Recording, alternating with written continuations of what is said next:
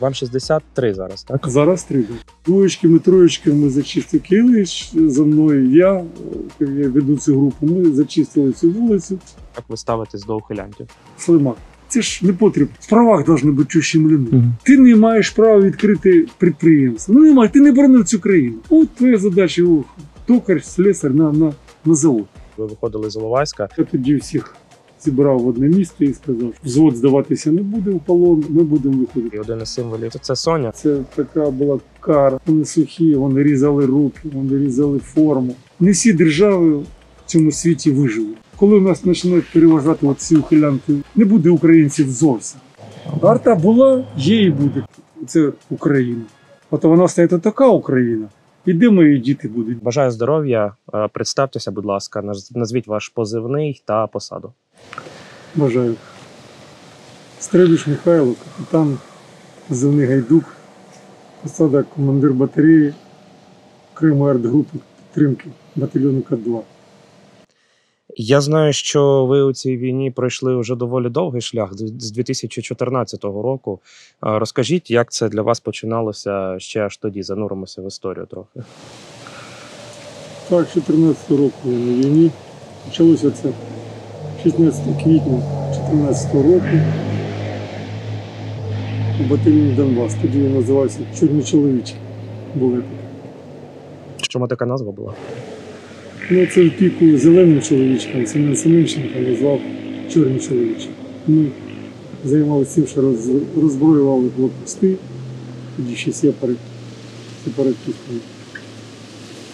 Перший бій був під Карлівкою, потім був навчальний центр Нацгвардії, другий батальйон резерву Донбас.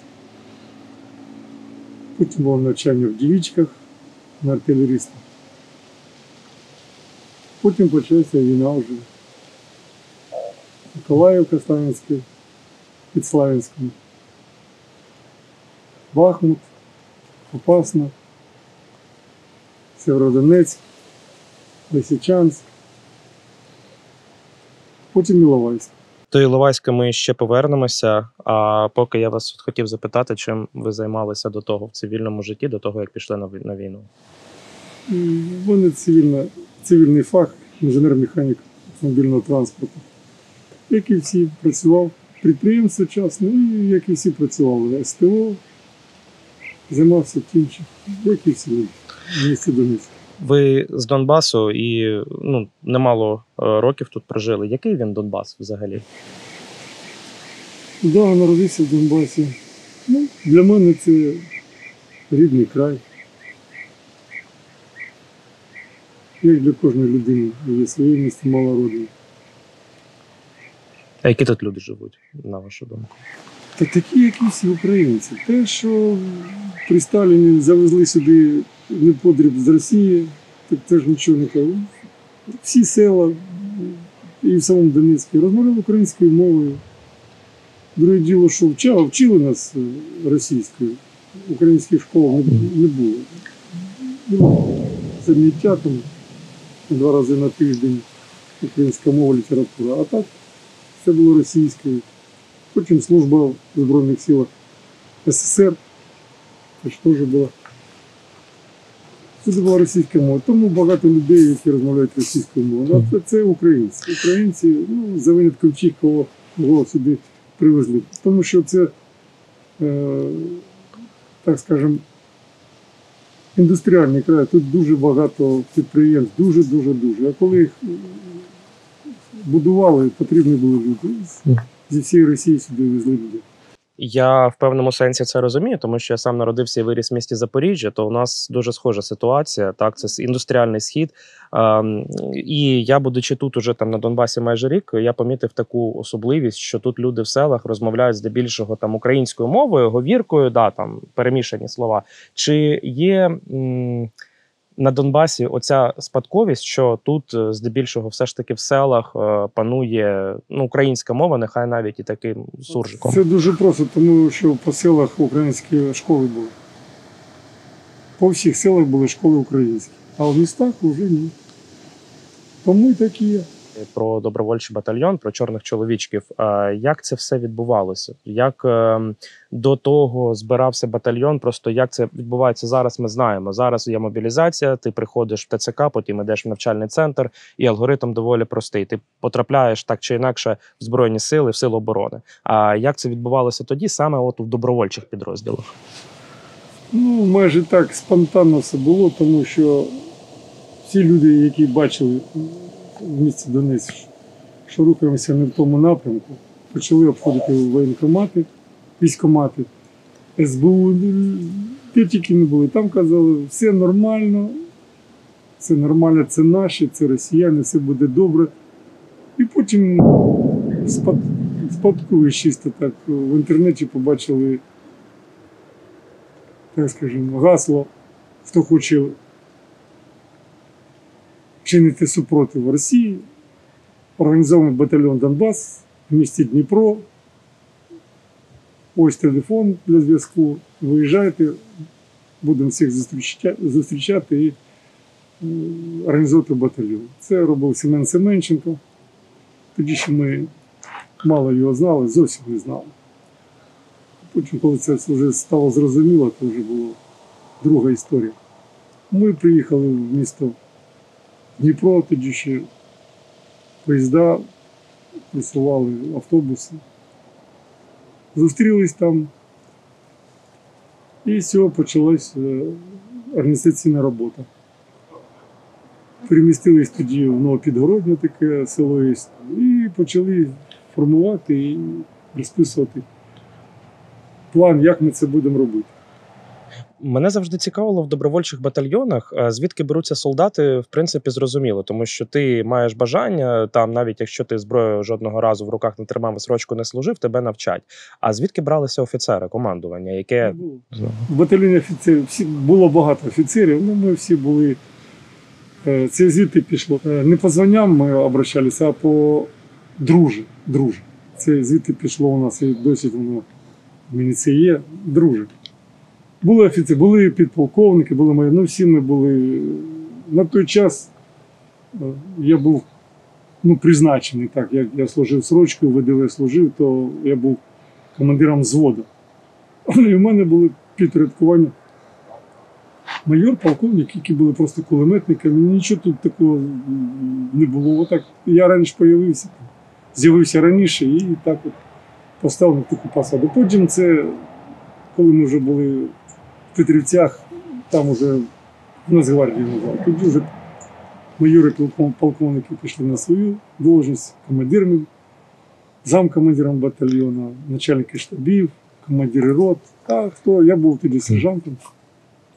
А хто на сержант? Я таки залишився на командиром взводу, ну вже мінометом. Тобто на початку взагалі військове звання, яке було там до цього на срочки, або це не впливало на ієрархію? Дуже так. І так вважали всі. І навіть ті майори і підполковники, вони теж так вважали, що ми добровольці і всі будемо разом. Було таке і є. Багато було людей, які зовсім срочку навіть не служили. Дуже багато. І перші загиблі під Карлікові теж. Там дуже багато хлопців були. Дуже мужні. А середній вік який був? Я вам скажу, що на початку війни мені було 53, це я був вже там дід самий старший. Тому до мене були близько так були люди, яким було по 45. А мені 53. 45. А так, середній вік десь до 30. Дуже багато молоді було, дуже-дуже. Були 18-річні, 20-річні, дуже багато. На жаль, загинуло багато, але дуже багато було молодих. По вашим спогадам про Донецьк і взагалі Донбас 2014 року, ви можете сказати, наскільки взагалі багато було патріотично налаштованої молоді? Дуже багато. І Майдан це показав, дуже багато. Я вам скажу, це в принципі вже всі знають, і це балакано перебалакано. Не було на антимайдані в Донецьку, і ті, хто бив і вбивав Майдан, це були росіяни. Вулиця Щорса, університетська, була забита ікарусом, які з Ростова приїхали. Їх були сотні. Це тяжко це зараз повірити. Сотні. Це ж, я ж був там, я ж бачу. Автобуси сотнями, от кожний карус, там стоячі міста були. Що там до Ростова їхати? 2 часа, 100 кілометрів до Ростова, з Донецька. Так. Люди, це нагнані були росіяни. Коротка стрижка, виправка армії. Там це було тоді ще зрозуміло. Не було там гражданських нікого, цивільних нікого не було. Це були військові. Це було гарно зорганізовано. Гарно організовано. Ті, хто якось там питався на початку щось там сказати проти, були висмикнуті. Багато загибло, ви ж знаєте, що творив. Чому і Стрілков, і Гіркін, скільки людей загинуло.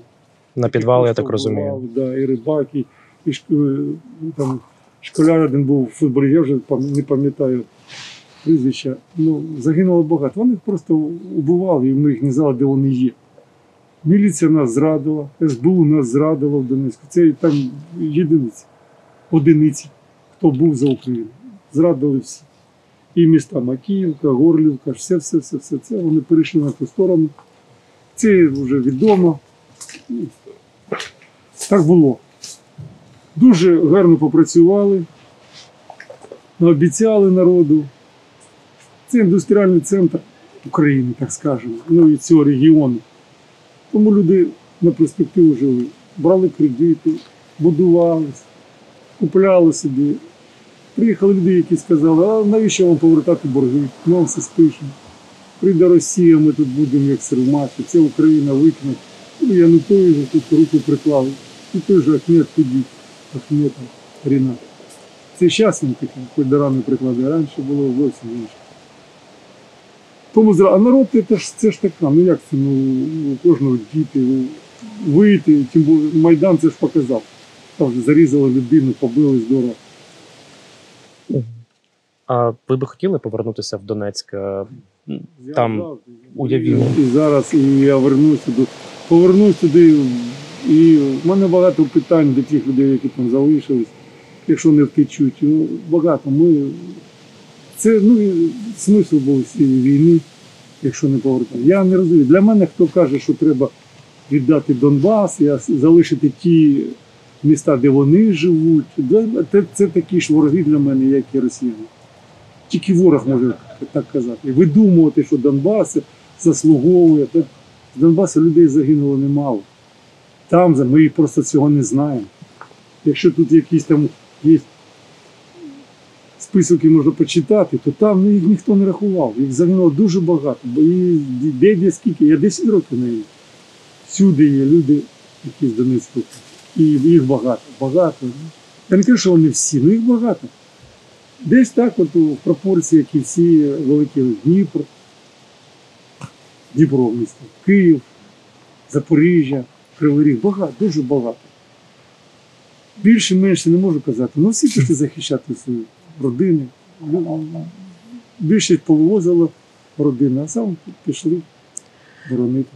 Ми говоримо про гіпотетично там опинитися знову в Донецьку або там в Луганську, неважливо в якому місті, де окупованому там на Донбасі, або навіть якщо розглядати Крим. Те населення, яке там живе зараз і яке, очевидно, отримувало російські паспорти, можливо, навіть вони не співпрацювали, просто жили собі і все. Я вам скажу так. Якщо до спини приставити автомат, візьмеш любе гражданство. Хоч Марси. А так було. Це ж був геноцид. Ну, вони ж не хочеш отримати російський паспорт, тебе знищать і все. Ну як? А як було людям? Давайте так. Як це воно має було бути? Народ. Цивільний. Це не армія. Це люди, які платять кошти. Державу, яка повинна була їх взяти. Ну, а держава що зробила? Ми ж не вона армію пропила, прокрала, розкрала. Я не кажу хто, не було ж армії. Так а хто? Ну, хто повинен? Всі люди воїнами не можуть. Досі церкви Московського патріархату. І що? Так ви ж українці, ви ж, як ви кажете, ми ісконні чисті, а чого ж Московський патріархат? І як воно так? Це другое, да? Ні, це теж. Так. Ви розмовляєте українською, йдете в московський патріархат, співаєте пісні. До вас це не доходить. Ні, це люди, які. Це просто нарід. Це не патріот. Це давайте, де крайня умниця? Так. Умниця піймала. Макіївці, як у 56-му році. Де? Не на Закарпатті, а тут. Повернемося до періоду служби. Хотів запитати про відмінності, якісь ключові саме по відчуттям служби в добровольчому підрозділі тоді і зараз у Збройних силах. Тобто це структура, командування, є якісь відчуття, які от відрізняються кардинально. Зрозумів. Добровольчий підрозділ – це дуже добре, але військова структура повинна бути. Іначе буде махновщина. Це вже було. Це буде я туди, ти сюди, і ми згуртувалися, пішли туди. Це не те.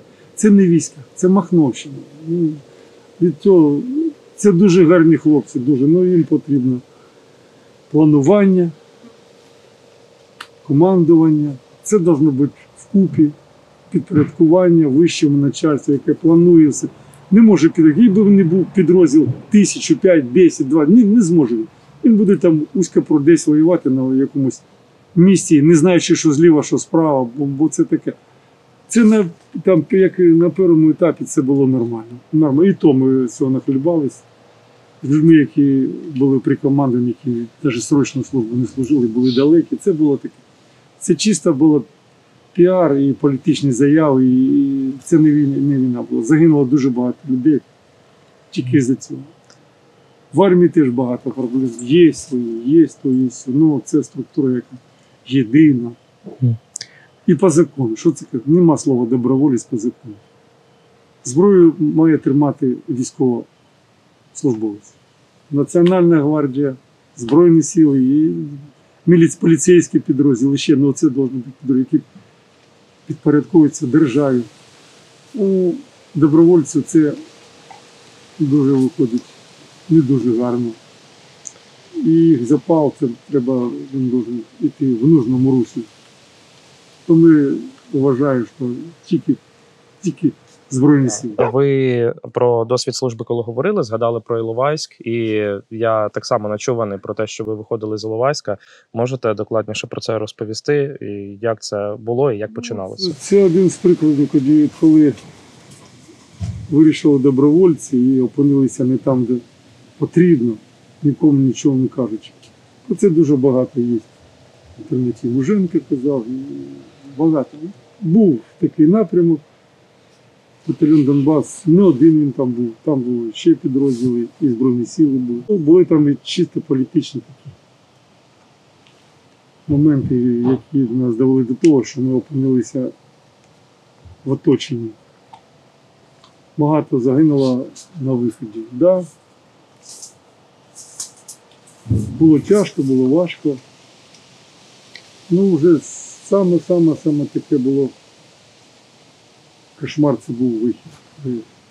Була домовленість якась, що нас не будуть розстрілювати. І ровно ми вийшли на танки, і вони цю колону почали розстрілювати. Ну, спасло тільки те, що ми, як то кажуть, надавили на педаль газу і вирвали з ці ряди, повбивали там тих танкістів, цих десантників, які там були. І мали там час, щоб переформатуватись, не вийшло. Не вийшло. Багато було поранених, більшість вже була морально знищена, тому вже такі вітало вже в повітрі. Треба здаватись, полон, тому що ми потрібні родині, ми родичам. І тоді я в свій підрозділ, це був мінометний взвод, у мене в взводі є загиблі, які на марш загинули, розстріляні машини були. Я тоді всіх зібрав в одне місце і сказав, що хлопці, хай хто хоче здається, хто не здається, ми, мінометний взвод, виходимо. Я доклав виконуючий обов'язки командира батальйону, тоді був такий Гал, майор, капітан 3-го ранку. Я доклав, що мінометний взвод здаватися не буде в полон, ми будемо виходити. І він дав добро, виходь. Тому я доклав командир. І ми, щоб не подумали, що ми там кудись тікаємо, ми пішли туди, звідки росіяни були. Там, де не така скупченість. Да, ну там були нюанси, сонце якраз було в ту сторону, і снайперами не могли працювати, тому що в очі сонце було. Я служив срочку ВДВ, я був обізнаний таким ще 79-81 рік. Я це вже все розумів, тому я вибрав цей маршрут, розділив, було там 14 чоловік на 2 групи. Перша група була 5 людей, які були старші, більшого віку. В другу групу виходив зараз мій СОП, Любомир, він там на позиції. І поставив задачу, куди ви, де ми зустрінемось, де ми вийдемо. І сказав, що якщо почуєте стрільбу, то ви нам не йдіть нас, не треба. Значить, ми вже вгрузли, виходьте другою дорогою. Ну, нам вдалося вийти. Йому теж розминулись, трошки розминулись. Почався тоді обстріл, ми ждали, і між нами був кілометр. Розминулись ми по оврагах, по різних прийшли. Ну, ми вийшли, я вивів своїх людей, Любомир вивів своїх. Ми вийшли вже на Курахово, потім на Дніпро, поранені, побиті, по госпіталям там трошечки поблукали. І знову зустрілися вже є таке село Старе під Києвом. Там це база Нацгвардії України. Ті, хто залишився туди, зібрались, і нові люди підійшли. Знову з'явився Семен, як чорт з табакерки. І устроїв нам другу війну. Це вже було Дебальцево. Та сама історія. Знову на танки, знову на БМП. Знову єлі вижили, більшість загинула. Потім Широкіна, та ж сама історія. І я прийняв рішення, що це буде досконно. І перейшли ми в Збройні Сили вже. Чисто мінометна батарея тоді вже була. Ми всі написали заяву і перейшли в Збройні Сили. Тому у нас там і зброї не було, в Нацгвардії дуже забезпечено було дуже погано. Це 14-15 років дуже. Міномети були старі. 36 року, БМ-37. Ну, це ужас. Ну, мін не було, і так, більшу часть ми були штурмовиками. Я тоді вже почав розуміти після Іловайська, що міномет – це дуже добре, і тільки арта зможе виграти бой. Піхота – дуже і тяжко. А розкажіть, будь ласка, як ви тоді дізналися, що ви в Іловайську зі своїми хлопцями саме в оточенні? Що тоді відчули, які тоді були настрої? Це визвали всіх. Командир тоді був виконуючий обов'язки, командир Філін В'ячеслав Вікторович Власенко. Я його дуже поважаю. Він нас зібрав, сказав: хлопці, є таке питання. Ми в оточенні. Розвідка доклала, що зайшли 27 БТРГ з Росії. Ми тут не встоїмо. Нам треба виходити. Питання було тільки, ми повинні виходити колонами, на чому настояв Муженко і Хамчак Руслан Борисович. Я їх теж дуже поважаю. Власенко, командир наш Філін, предлагав пішки і розсипатися малими групами. І так було начальство старше, був наказ. Ми построїлись 2 колони. І обі колони були розбиті ще. Різні напрямки були, ну ту колону там жали, а вони ж знали. Вони ж об'явили нам коридор зелений. Ну, вони закопали танки, які нас зустрічали. БМД і танки закопані. В нашому напрямку було 4, по-моєму, танки і 4 БМД. Ми знищили все, що там було. Уже в першому порядку. Хлопці з гранатометами добивали. Взяли в полон танкістів. Це в інтернеті є багато цих кадрів, можна подивитися, як це було. Ну і розбили нас здорово. Дуже багато. Батальйон перестав існувати. І, якщо я пам'ятаю, десь 110-115 чоловік взялися в полон. З пораненими. Ну, росіяни чинили, як завжди, обіцяли одне, Вони ранених відпустили тяжко, а цих закрили, і вони півроку просиділи в Донецькому підвалі. 110-115 – це з усього батальйону, а скільки всього було? А всього заходило чоловік 350-400, десь так. А от чисто вийшло, окрім моєго взводу, ще там вийшло чоловік, ну, майже 30, скажімо так. 150, пів батальйону там залишилося. Один із таких сучасних уже символів, і нещодавно ж була роковина трагедії в Іловайську, і один із символів цього – це Сонях. Та, розкажіть про це, чи правда, що дійсно масово так малими групами виходили по Соняшниковому полю, чи це скоріше такий міф красивий? Ні, це так і було. Це, я пам'ятаю, це така була кара. Вони сухі, вони різали руки, вони різали форму. Міжряддям не пройдеш, поперек треба. А виходили через поля, тому що всі дороги були перекриті блокпостами російськими. Ми багато разів натикались на блокпости. Це чудо, що ми вижили і вийшли. Були зустрічні бої. І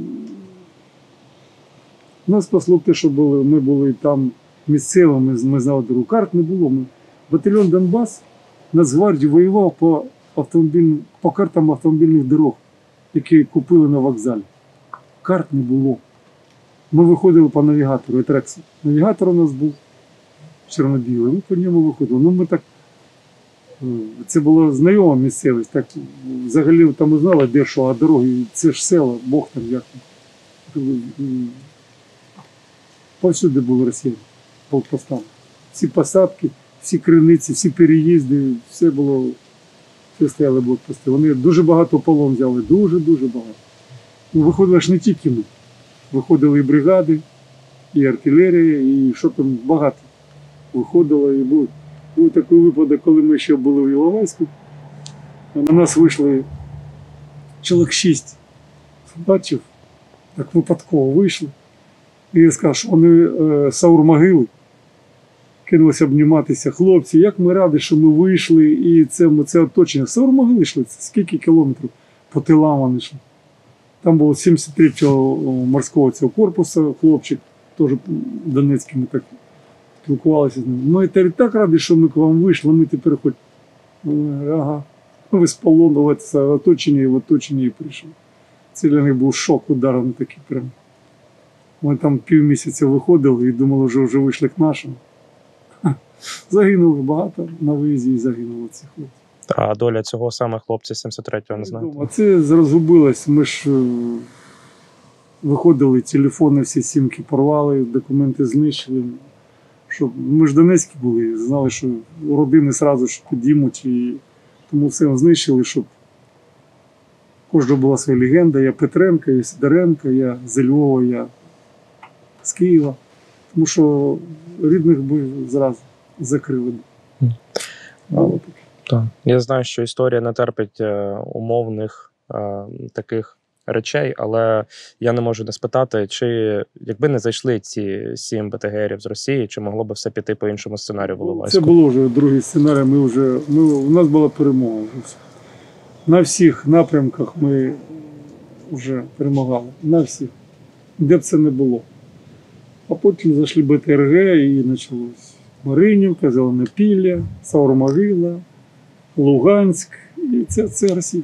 Я так розумію, що закриваючи повністю питання з Іловайськом, то Донецьк і весь цей гарнізон сепаратистів в оточенні був опинився, фактично. Да. Це було оточення. Іловайськ це було оточення, якщо б ми взяли в кільце. Та їх було в Донецьку, ви ж почитайте, що казав Моторола. Їх там було 300 чоловік. Їх в Іловайську, у нас от було, допустим, ми в одній школі там розташовували.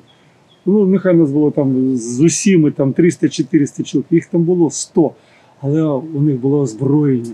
І арта, яку ми бачили зі школи, ми бачили арту російську, яку вистрілювали. Вони дивізіонами ставали в ряд і хірячили. Ми нічого не могли, просто нас арта вибивала. Ми не могли її штурмувати, ми починали штурм, починала арта лупити. Орлани над головою постійно. Як не штурм починається, арта вибила, як не штурм. У нас не було фізично. А у нашій арти в Многопіллі там стояв один дивізіон, там я так чув. смерчі були, там пару градів, і їх вже вивели, щоб вони точно не попали. Це ж єдиничні були, ну що у нас, скільки у нас орудій було Збройних сил? 10, 20, 100 всього. Ви сказали про Орлани, це 2014 рік. Наскільки тоді масово вже було застосування такого типу БПЛА? Постійний гул. Гул в небі постійний. От, розумієте, постійно. Виходило, гудить, літає масово. На цьому напрямку вони не сідали. Вони і зараз не сідають. Це було масово, у нас такого ще не було і зовсім близько такого не було. Тобто на рівні там взводів, умовно кажучи, не було такого, як Мавік, але росіяни постійно бачили. Але росіяни постійно нас бачили. Тільки Орлани, у них було Орлани. Це прямокутне крило, це були Орлани. Там перший, другий, я не знаю, модифікація, але це були Орлани. Вони висіли постійно, вони коригували постійно. А у нас там на стадії розвитку це було. У нас була фурія, хлопець у нас був позивний Піксель, який займався цим. Він сам її моделював, робив, вона літала, записувала. Я, в принципі, її роботи не знаю, але вона пролітала по маршруту, поверталась і ми дивились там. Ну не ми, а командування дивились там знімки. Ну це було таке, це інертне було таке, що. А то вони бачили прямо на столі. Орлан висить, вони бачать перед глазами. Тому вони все бачили. А наше командування, ну, принаймні те, з яким ви тоді співпрацювали, ви за Фурію сказали, воно бачило перспективу розвитку таких комплексів? Я не знаю, наскільки це було серйозно, я не знаю. Навіть майже всі розуміли, що це дуже добре, але не знаю. Програми у Збройних сил такої не було. Може була на якесь секретне, що нічого не було. Я пам'ятаю, це перший Мавік, це був Фантом-1. Коли це ми були в Збройних силах, вже в Попасні стояли. Кожен день були бої. Батальйон Донбас вже був Збройних сил, Донбас України, Збройних сил України був. Як приїхали до нас перші, я можу забути, ну, наскільки я пам'ятаю, Сестри Перемоги була така група волонтерська. Вони приїхали к нам з Фантомом, одним. І ми перший раз вони залетіли на конезавод, і ми бачили, перший раз ми стріляли АГСом, це мій підрозділ стріляв з АГСом, з коригуванням цього, я коригував вже, я бачив у них в планшеті ціль, це було, АГСом. Це наше, я був в захваті, думав, це, ну, комбат сказав, що це дуже дорого, грошей нема, зарплати я вам нагадаю. Нагадайте, бо, можливо, глядачі. Я був до Іловайська, зарплата була, по-моєму, 620 гривень. Це долар вже був тоді по... Я не знаю, який він був. Ну, по 20, напевно. Вже було в ларьок сходити. Потім у нас там вийшло 2,5, потихеньку 3, потім це в АТО стало там 7, по-моєму, 14. Це ж ми 100 бойових отримуємо тільки з початку цієї повномасштабної війни, а то це були копійки. Вони там додавались плавно, ну, на них прожити було. Десь так в році 17-18 вже там почали. Я вже не пам'ятаю, це, по-моєму, бої було 17 тисяч, щось таке. Зарплата була 7 офіцера, десь отак було. Не пам'ятаю. Між періодом АТО-ООС і повномасштабною війною ви повернулися, ви знайшли, я так розумію, новий дім для себе в Дніпрі, в місті Дніпро. Мене звільнили за віком. Мені було 60 років, це було дуже тяжко. Війни не було хтось було, ну так воно буде тягнутися і навіщо нам кадри, обійдемося. Хоча я там не дуже хотів звільнятися, ну було таке. А чим займалися в цей період у Дніпрі? Я приїхав в Дніпро, мене зразу хлопці, з якими я воював, вони там вже всі оцінні донецькі хлопці, сіли і зразу мені предложили посаду гарну, я був директором підприємства. І я вже почав, спочатку на квартирі жив, заощаджень не було великих, потім я вже купив. Я собі працював і думав, ну а то так, допомагав. Я там їздив і на Шерланг нашим, і в Башкіровку, чим там мог допомагав своїм підрозділам. І 24-го, я ще пам'ятаю, 24 числа, февраля місяця, я по набережній бігав, я по утрам, я якраз записався на марафон, до цього я вже пробіг марафон, Потім ще марафон в Нью-Йорк я пробіг і ще зареєструвався в Києві на марафон. Після января готувався і по набережній біг і слышу, чую щось гепне в стороні Новомосковська. Я наушник витягнув, не зрозумів. Потім ще раз. Потім в стороні аеропорту. Я так думаю, що ж це, що? Думав, підірвали там щось. Взяв телефон і набрав, тоді ще був на чарт ложечки метальника. Це було рано, це було 5 ранку. Віталій каже, я вибачаю, що вас так рано турбую. Тут, схоже, щось новомосковське підірвалося. Ви там, це не наші там щось.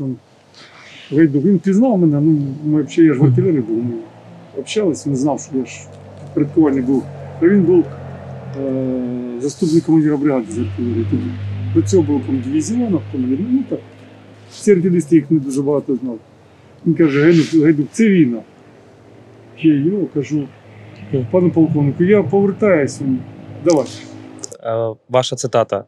Моя валіза зібрана і в машині лежить спальник, бронік, і все лежить в машині. І в будь-який момент, якщо щось сталося, я розвертаюся і виїжджаю туди. Наскільки це справдою? Так і було. Я завжди, у мене спальник, бронік, каска, вони були мої, керамічні, які купляв. Все це лежало в моїй машині. У мене Subaru був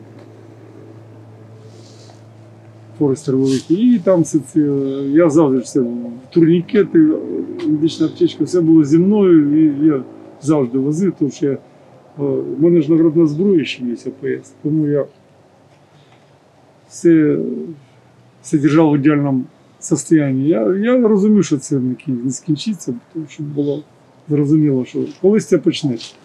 Я вважав, що мене по віку не возьмуть.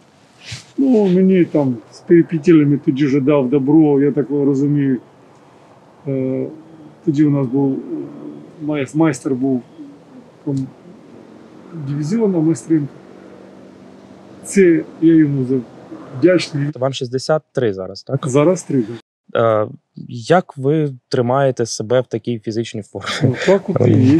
Про тренування трошки, може, розкажіть? Займався спортом все життя. Це я так тут трошки поправився, бо кортизол – це нерви, це недосипання і нема змоги там ще займатися. Нормально я себе чувствую. Я пробіг в Дніпрі марафон.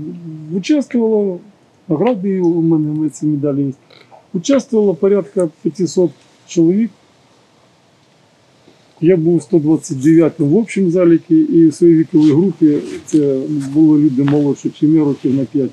Я був 3-й. Так що нормально, я себе почуваю добре, немає ніяких тих самих. Так що Турнік, там Бруся теж. Завжди було, це завжди є. Я не палив ніколи, я не зловживаю нічим. Тобто все життя працював. Про ваш фах в армії. Чому для себе саме артилерію обрали? Це не я обрав. Це в Нацгвардії, тоді мені було 53, коли ми приїхали в Петрівці. Командир цієї військової частини сказав, я не можу тебе взяти за віком до 45 років. Я кажу, а що ж мені робити? Ну, не знаю, є закон. І я недовго думаю, що гарно піду в правий сектор. Туди беруть усіх.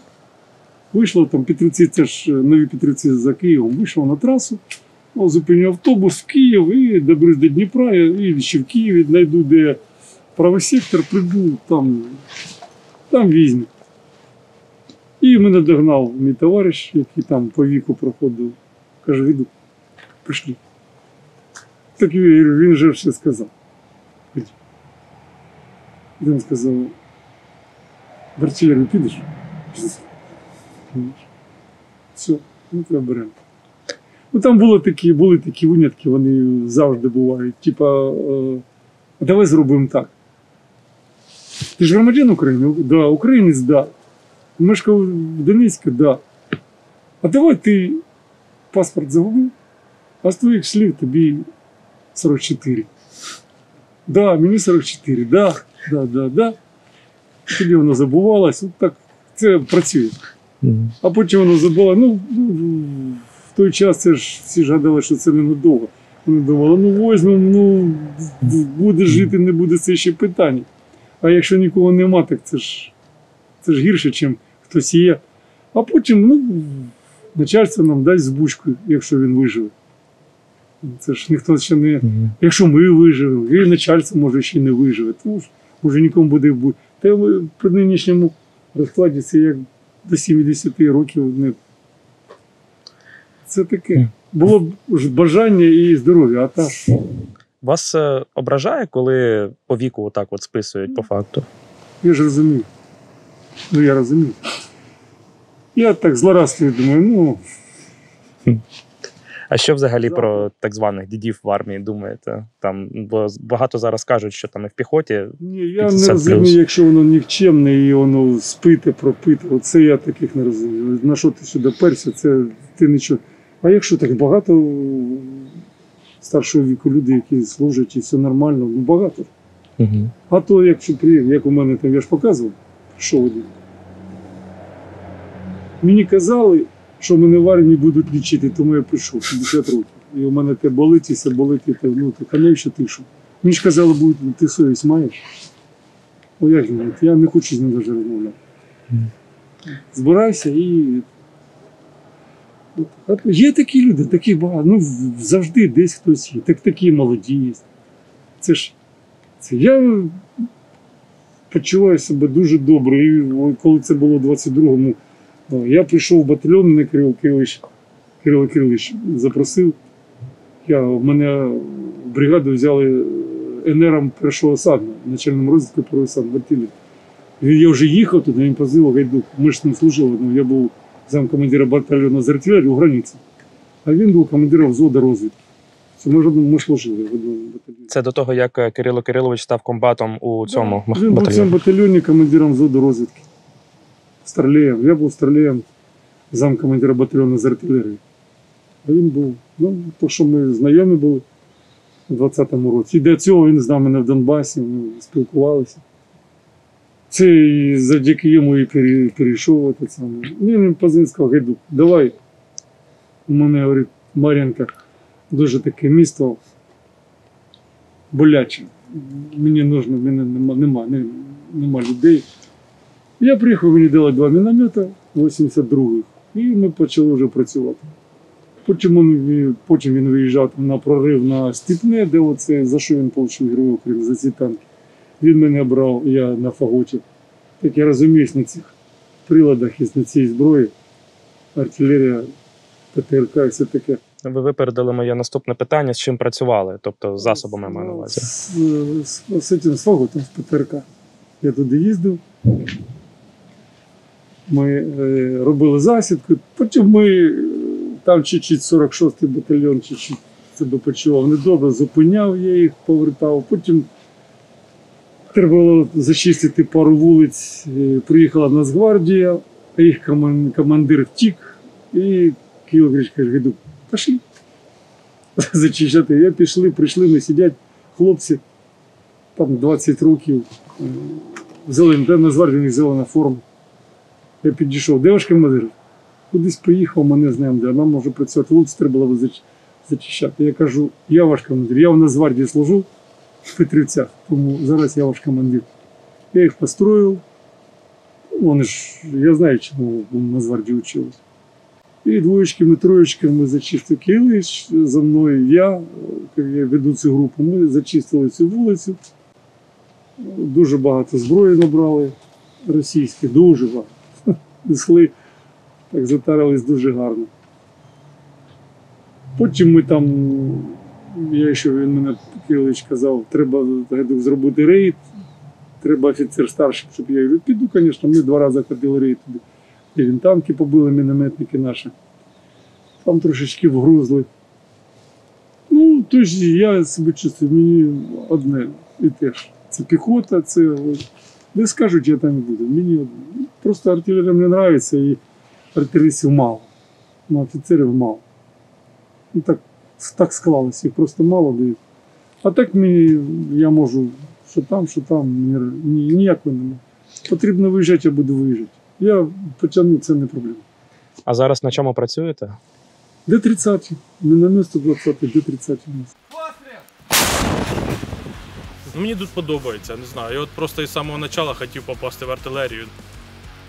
Знаете, ну, там батарейки по курсам. Ствол, когда долетала, кабы, естественно, всевозможные ракеты, дроны.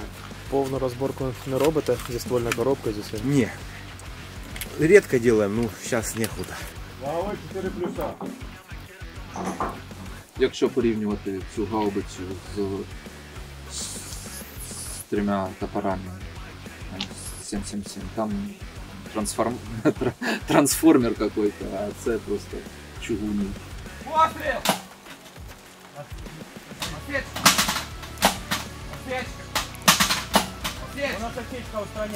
Ну, досталось нам чуть-чуть. FPV, обстрелы, скиды. Короче, там бегали как эти, как зайцы. Ти туди не ходи, сюди ходи, блядь. Це ті до 30-ті, котрі я, будучи ще в батальйоні Донбас, в Сарнах збирав своїми руками. Це то в 2015 році ми туди приїхали, ми перейшли в Збройні Сили, і нам сказали, їдьте, получайте гаубиці. І ми такі щасливі, командир це В'ячеслав Вікторович Власенко казав, тепер ти будеш командиром гаубичної батареї, бо ніхто не хотів. Я був командиром мінометної, а гаубичної тепер будеш. Я говорю, хорошо. Я був сержантом. Ми поїхали на завод, зайшли на завод, мастер цеха майор Шевченко, як пам'ятаю. Я ж, де тут наші Д-30, ми зараз забираємо, він там нас, ми ж на війну, ви що? Він так посміхнувся, ну, ходімо. І там 9 куч лежало. Просто. Куч. А де гаус? Це ми з них збирали. Всі цеху вже йшов, там вже цивільні люди працювали, а ми туди поїхали. Всі будучі командири орудій, старшина батареї, і як командир батареї. Ми всі поїхали на цей завод і 12 днів ми приходили раніше, нас там єлі пускали, тому що це зона закрита, там пропусків багато. І уходили крайні, і ми це збирали. Ну там допомагали нам там люди цивільні, жінки в основному. І от чоловік такі дуже пожилі діди були, ну артилерісти. Ми їх зібрали і от тоді я став. А потім перший був наш Муженко тоді. Сказав, що це новий батальйон штурмовий, окремий, ОБСП ми були. І на Шалані сказав, проведемо злагодження і ви покажете, на що ви здатні.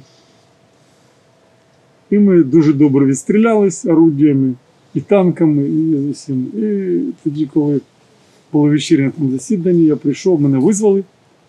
Я прийшов, і я пам'ятаю, там Муженко когось розпікав. І я підійшов, думаю, що за щось там ругають, і комбат мене підвів, сказав, ось сержант, командир батареї, він подивився. А ви яке училище кінчали? Я Донецький університет національний, політехнічний.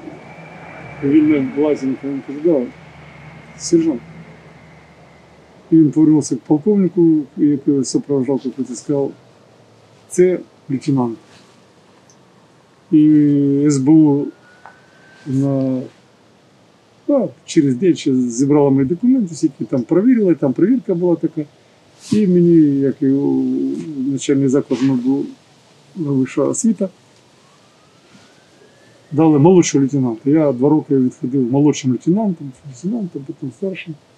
Можна сказати, екстерном, фактично, в офіцера попали. Тоді це, як і зараз, можна було. Ну так, була ж, я просто не міг, це військова каста. Де ці документи? Всі залишилися там саме. У мене був диплом. Провірили, глянули, да. Не сепаратист, ні, за Україну, да. Вища освіта є. А екзамен я здав на полігоні. Ми ж стріляли не планові цілі, то що там провіряли. Давали цілі, я батареї наводив і стріляв по цілям. На відміну стріляли, в артилерії тільки на відміну стріляв. Тому, ну так. А так навчався я сам. Література, книжки. Вчителя були гарні. Якраз хотів про це запитати, так як ви зараз уже фактично до командира в артилерії дослужилися, то як з повністю, ну фактично цивільної людини, да, маючи досвід на війні, але ж артилерія це те, що потребує спеціалізованих знань, і мені цікаво, от як ви навчалися. Як казали в цивільному вузі, інженер повинен працювати з літературою. Він не повинен знати все. Він повинен працювати з літературою. Неможливо знати всі двигуни внутрішнього згоряння. Неможливо. Треба розуміти принцип, на якому їх же багато на світі. І тоді розбереться літературу. Брав літературу, читав. Є дуже багато уставів, пособій. Дуже-дуже багато. Це насправді це не дуже важко. Це просто робота з числами і все. А все інше це опит. Опиту багато. Ну, мені повезло. Гарні вчителя були. Я з усіма старшими начальниками по артилерії я підтримую стосунки, я їх знаю, вони знають мене. Ми дуже і по війні ж знають. І дуже багато, дуже деякі з них зараз преподають в академії. Ну, є дуже багато. Я знаю практично всі. І війна це дуже вузький круг. Там всі друг друга знають. Тим паче по Іловайську, по ДБ, ми знаємо. Так, і було нормально. А так як в АТО. Кожна ротація, полігон, екзамен, здача. Готуєш. Я дуже багато підготував батареї, дуже багато. І мінометники, і гаубичі. Це тоді ж було, призивники були там на рік, по-моєму, рік, півтора, і вони мінялися. І це от я за ці роки я готував батареї. І зараз у мене батареї з нуля я підготував. І тоді було так воно і нормально. А наскільки змінилося за 10 років життя артилериста на війні? Я маю на увазі з врахуванням нових технологій, тобто зараз є і кропива, мавіки. Зовсім. Багато чого, що є в уставі, як прописано було вести війну, батареями, в лінії, все це відмилося і дуже багато зовсім не так працює. Зовсім. Я розумію, що бойовий став це перепечатаний з російської мови на українську, дуже схожий. Ну, це дуже, як кажуть, вумна книга, там все. Ну, по нинішній війні, коли ми не можемо, у нас нема снарядів багато, ми не можемо так стріляти масово, біглим, як є такі стрільби. А стріляємо як снайпера, кожен вистріл, потім візуально определяємо, куди чого доводить, стріляємо. Це не так, як була совєтська війна, совєтська армія, чи радянська армія. Це у нас масових ні шквалів, ні нальотів таких не буває. Ну, точно. І це пов'язано з тим, що дуже обмежений БК. FPV-шка зараз це такий дуже популярний засіб ураження. Вона заміняє гармату, гаубицю, чи вона скоріше доповнює, як доповнюючий засіб ураження? Я вважаю, що доповнює. Неможливо зрівняти по могутності FPV і снаряд. Ну, ладно, для 30-122. Хоча там є ОФ-56 снаряд повищеної могутності, він дуже добрий. Неможливо. Да, є нюанси. Ну, це паралельне розвиття. Паралельно. Да, можна, конечно, но если снаряд стоит 155 4 тисячі доларів, то FPV набагато дешевше. 300-500 доларів. Ну, да, конечно. А в чому переваги саме артилерії над FPV-шкою, ну, якщо брати там калібр? Загороджуючи вогонь, FPV устройство не зможемо. Ми не зможемо, якщо піхота наступає в бойових порядках і батальйоном, у нас таких зараз війни немає. Наприклад. А вони наступали раніше дивізіями. Якщо в полі буде 300-500 чоловік наступати, як це? Скільки FPV-шок нам треба підняти? Вони цей кілометр, щоб до нас підійти, і вони його пройдуть за 15-20 минут. Ну, якщо буде така масірована атака, от так. А, звісно, якщо це 10 танків, 30 чоловік, звісно, вбили танки, потім добили, якщо піхота гарно працює, а якщо буде масіровано. Ну, допустимо, що от зараз наступає батальйон своїми порядками. Це 30 танків. 10, допустим, я йому кажу, бригада, вибачаюсь, бригада. Це 30 танків, це, 3 батальйони розвернутих. Це гаубиці, це РСЗО, це багато чого. Скільки ж FPV треба підняти? А РЕП? Давайте возьмемо РЕП. Бац, і все. А от на снаряд? Ні. Це паралельно. В деяких випадках, звісно, FPV це просто сказка. Ніхто не сперечається, тому що пілот бачить цель, прямо на цель, а у нас куча параметрів, температура, тиск, вітер, пороха, снаряди, це знос ствола, це дуже багато параметрів, на які ми... Це випадковість попасти з першого разу, випадковість. Це другий, третій, це вже так близько. А FPV з першого, звісно, це дуже добре. Я думаю, що я так вважаю, що FPV це з ребом, це як заяць і вовк. Друг поперед друга. Зараз FPV виграють. Зараз підтягнеться реп і всі FPV лягають. FPV придумають ще якісь ходь, прийдуть на другі частоти, ще щось буде. 3, 5, 10, та хоч по дроту будуть літати. А вже таке кажуть, Реп навіть зробить тестують. Щось друге. Це так завжди було, це неможливо. Арта була, є і буде. Колись ще в Союзі всі казали, арта це треба забути атавізми, ракетні війська. Де ці ракетні війська? Вони є, але вони паралельно, але вони ж не виграють. Не буде арти, піхоті буде дуже важко. У нас є в Збройних силах взагалі такий вид, як артилерійські бригади окремі. Ми бригада механізована. У нас, наскільки я знаю, конкретно в нашій бригаді максимальний калібр – це 155 НАТО, або 152 радянський. А в артилерійських бригадах, я знаю, от є там піони, здається, в 43-й. Це окрема, вона, наскільки я знаю, це вона одна, яка в Дівічках знаходиться. Це ж резерв ставки. Цими засобами керують старші начальники, і це дуже до них достучатись. Це випадкові такі случаї, коли її підключають. Вона стоїть, вона дежурить, вона стоїть на віддаленні там, неважно скільки кілометрів ззаді, вони стоять, ці засоби. Якщо щось буде тяжке, важке, вони під'їжджають і працюють. Їх дуже мало. Це 203, це калібри. Їх дуже-дуже мало. Їх і було мало. Це крайній засіб, коли вже все скінчилось, вони виїжджають і починають працювати. І тут же, як це ланцети, полетіли їх шукати. І знову так само випередили фактично моє попереднє питання, точніше, наступне питання. Від розвідників, які на крилах літають, і від побратимів-артилеристів, дуже часто чую, це старший брат чи старший начальник. Я коли прийшов в армію, це зараз я трохи розумію, я не розумів, що за такий старший начальник.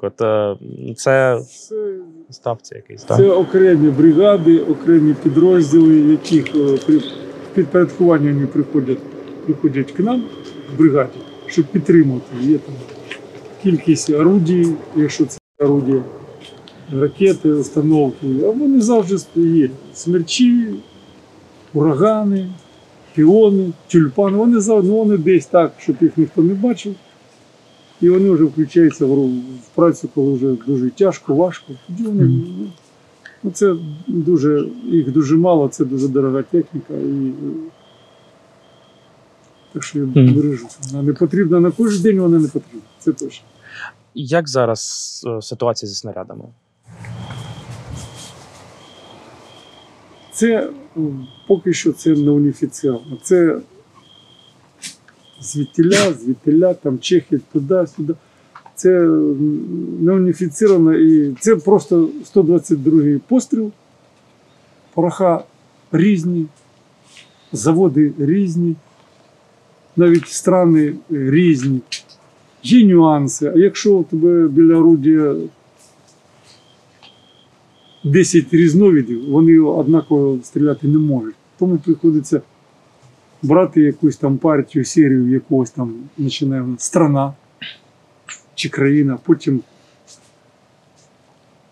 рік випуску, сортируємо їх і починаємо. Є десяток таких. Перший постріл в ту сторону, потім дивимося, наскільки він полетить, тому що вони відповідають таблиці стрільби. Тільки радянські, тому що таблиця це радянська.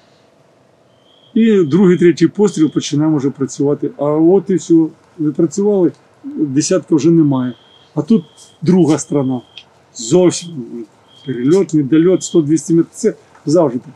Заново перший пристрілочний, другий, третій починаємо працювати. Відстріляли. Третя партія. Третя партія взагалі, мабуть, 4 снаряди. Чи постріли, 4. Це взагалі ні о чому. Дуже важко, дуже важко. Тому і так, ефективність, так скажемо, не дуже там. Зараз FPV, майже кожен ціль, то він бачить ціль, а ми ні. У нас от з цим проблема є. Ну, налажується вже, що є українські снаряди. Я думаю, коли вони почнуть бути з одного заводу, чи чисто українські, щоб ми знали, на що вони. І ми їх переробимо таблицю, стріль, і вони будуть вже працювати. Ми будемо працювати місними снарядами точніше.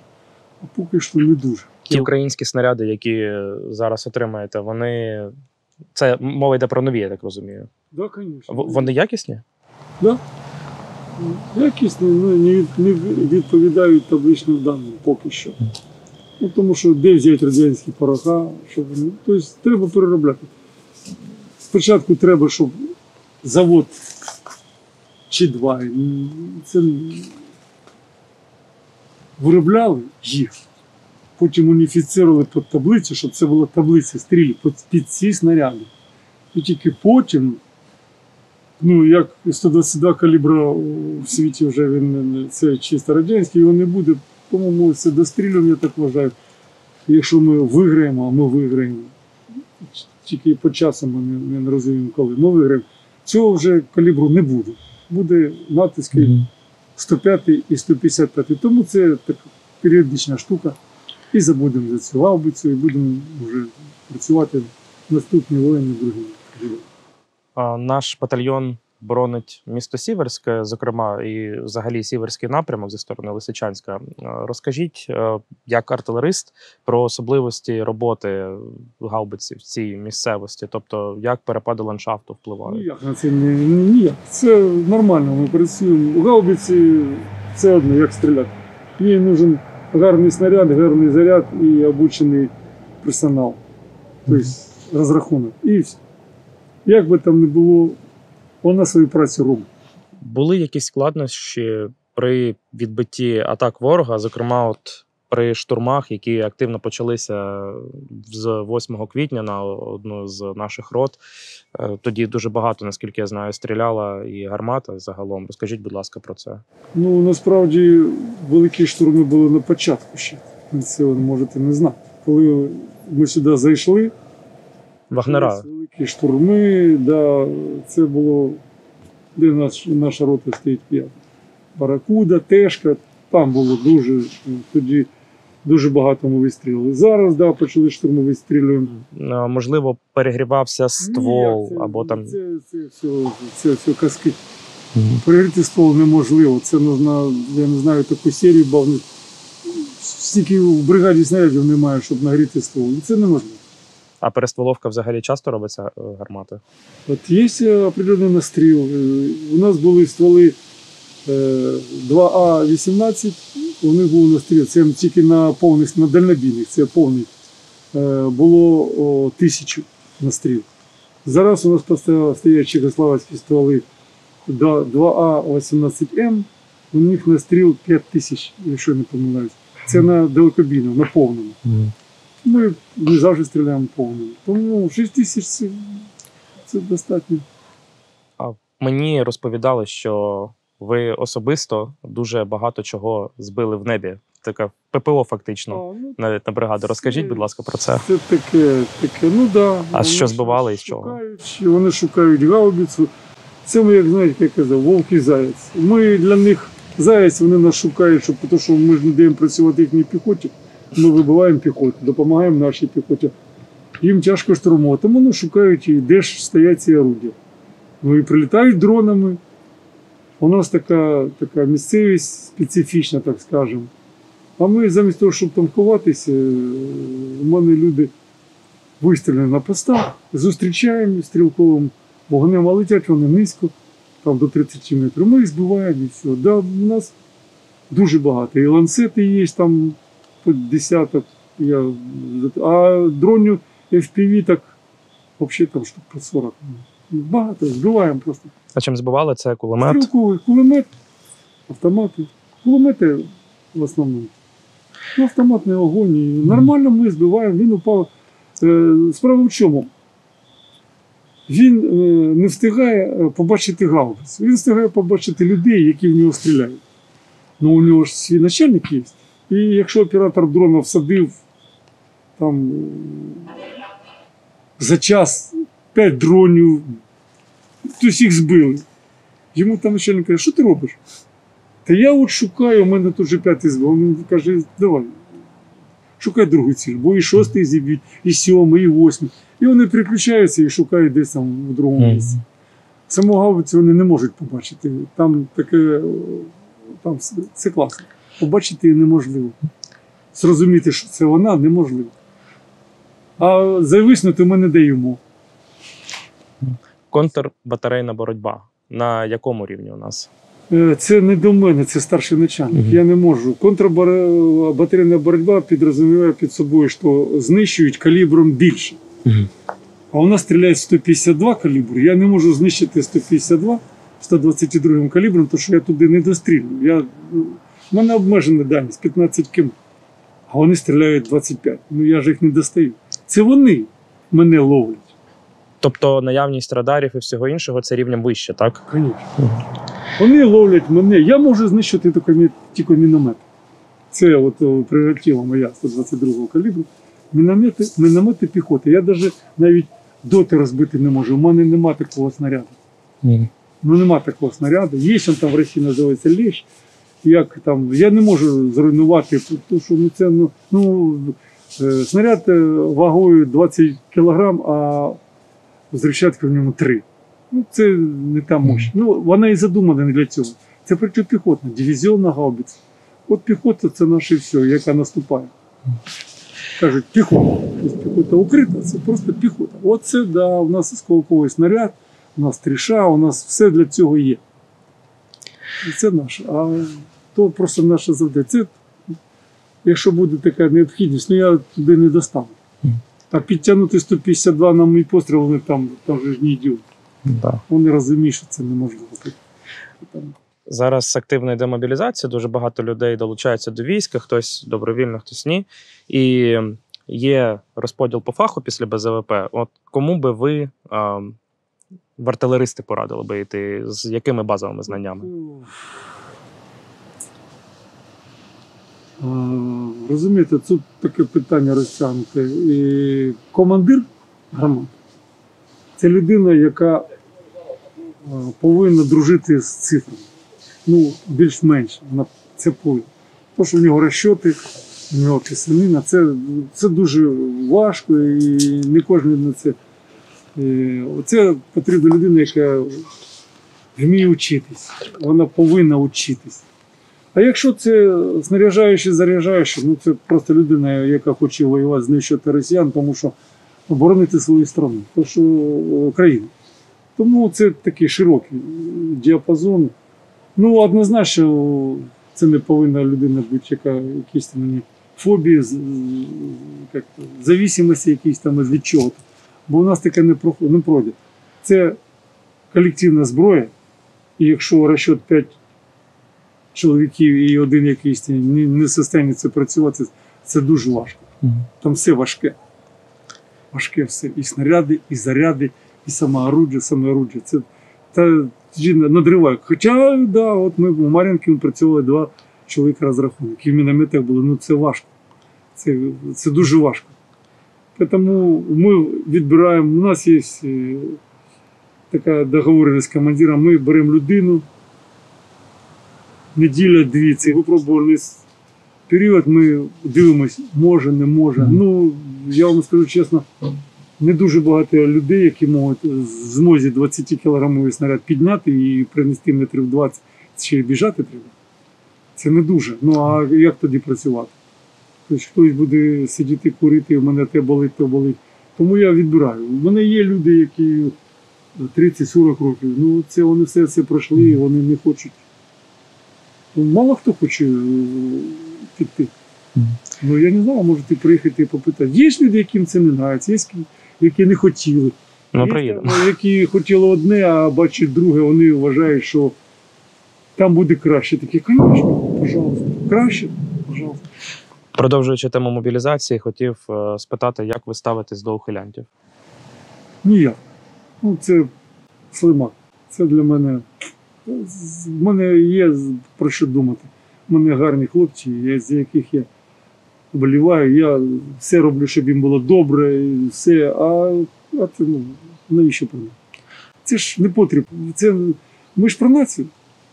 А нарід і нація – це різні речі зовсім. От я вважаю, що я нація. Мені болить. А якщо ти прийшов просто так потіліпатися, ще й втекти, ну таких, ти не потрібно. Дуже погано, що наша держава дозволяє людям, які от втекли, які ухилянти, потім, коли все скінчиться, дозволить їм прийти до влади.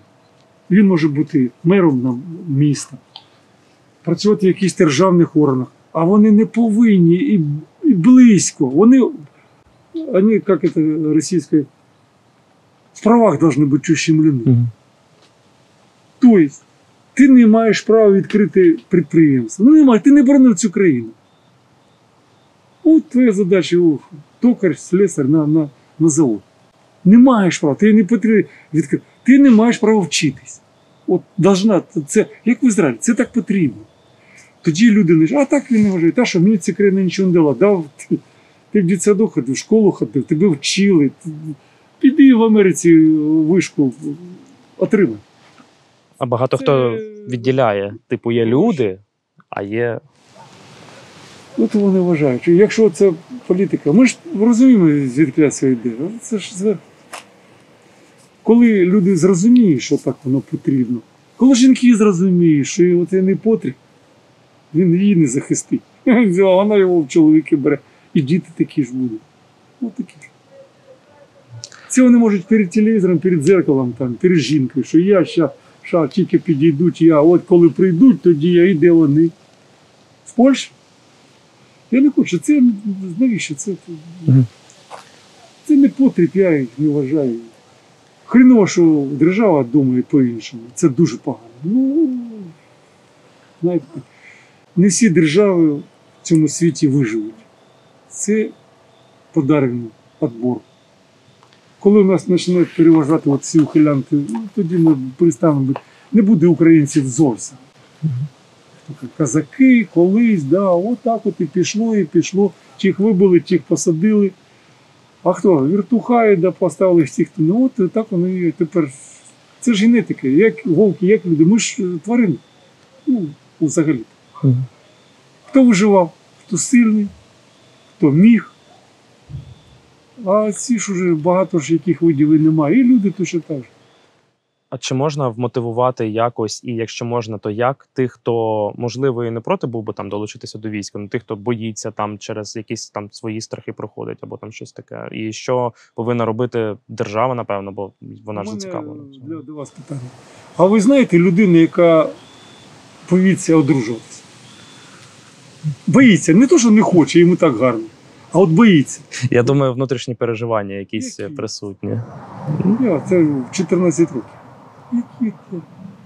Ви знайшли таку людину, яку скажуть, от ти нічого не робиш, заходь, тобі кожен місяць в касі будуть давати 100 тисяч. Просто так.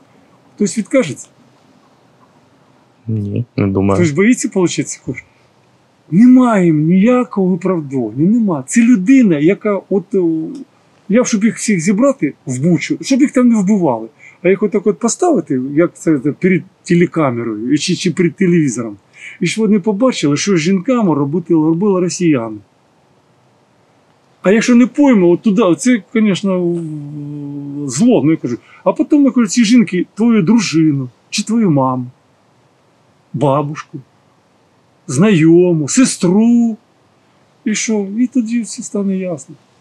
А поки цього немає, кажу, вважаю, що можна відпетляти Поки у нас Владимирський централ, якщо поважати, їдеш, Владимирський централ, я питаю, от ідіот, а що вам було при Януковичі погано? А чого такі? Ми на Майдані, ми то, ми сьо, ми тут Янукович гад, сволоч, а тут Владимирський централ. Так при Януковичі ж було ж гарно, везде був Владимирський централ. А що ж таке? Так давайте на Ростов. Це свідомість. Це коли отак от не є. Людина прокидається, пила, жінки в глаз, пила, коріша. Він не думає ні про що, тому що він знає, що ну отак. А так причина. Мама дасть кошти, десь вкраду. Нема цього виховання патріотів. Немає. Немає. Я виховувався на других принципах радянських. Ну, я розумію, що країна – це країна. Не буде. Я ж, хто скаже, що я воюю за командира бригади, навіть за командира батальйону, за президента? Ні. Я за землю. Це Україна. От вона стає така Україна. І де мої діти будуть, де мої син, де? Ну, така стане Україна. Ось це ой. А от ці, які зараз вот это ни о чому, вони уїдуть в Ізраїль, уїдуть в Англію і будуть там. І їм буде там нормально. Так і що так всім зробити? Так на що туди ми? Чому ми так? Ми українці. Не треба. Ми папуаси, ми хто там, зулуси, ми що угодно, але ми не українці. От якщо ти пішов воювати, то ти за Україну. Було дуже цікаво поговорити з вами. Я вам дуже дякую за інтерв'ю. Вам дякую.